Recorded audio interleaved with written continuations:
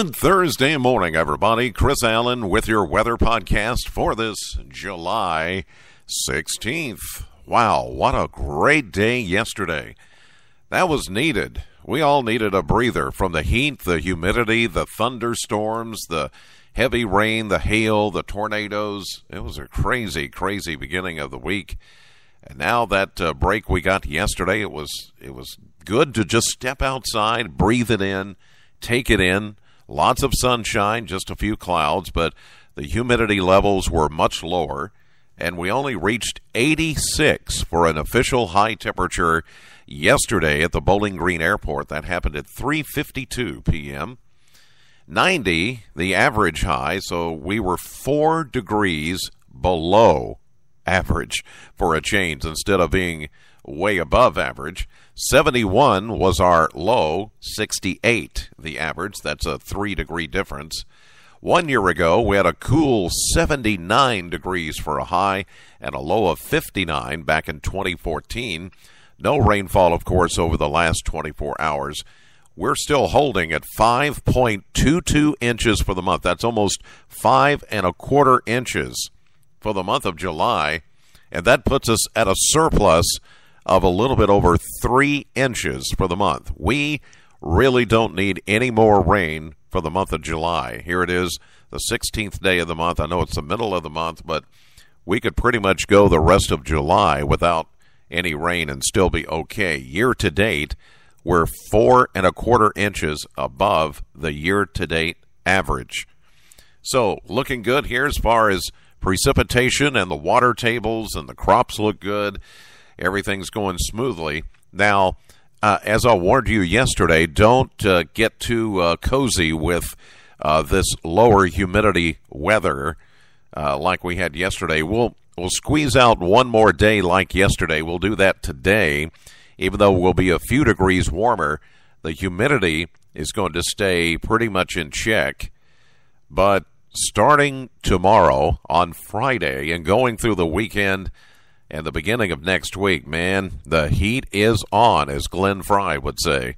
It is going to be up there big time. In fact, we could be looking at the hottest weekend of the year if everything pans out as we're forecasting it right now. For today, though, high pressure over the Great Lakes in control.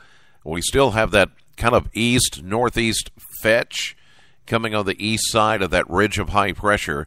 That will become a little bit more southeasterly today, and that's going to warm us up with lots of sunshine, a few clouds around this morning, and maybe even a little patchy dense fog in a few areas, especially near a lake, stream, or river. But we're going to see a high today at 89. That's just a few degrees warmer than yesterday's 86. Tonight, mainly clear. There could be a few more areas of patchy fog and a low of 72. As we get into Friday, though, that ridge of high pressure scoots a little further east, and because of that, a more southwesterly wind flow and drier conditions will help us heat up to 95 degrees. And because of that, we'll also start to feel a little bit more humidity. The mugginess will start to come back.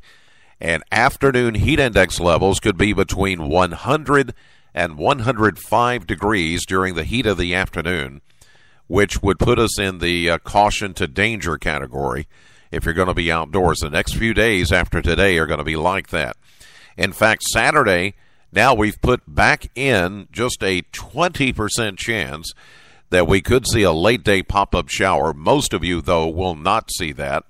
Otherwise, it's going to be a hazy, hot, and humid day for Saturday with a high at 96 and the heat index between, well, we'll say 100 to 110 in some cases.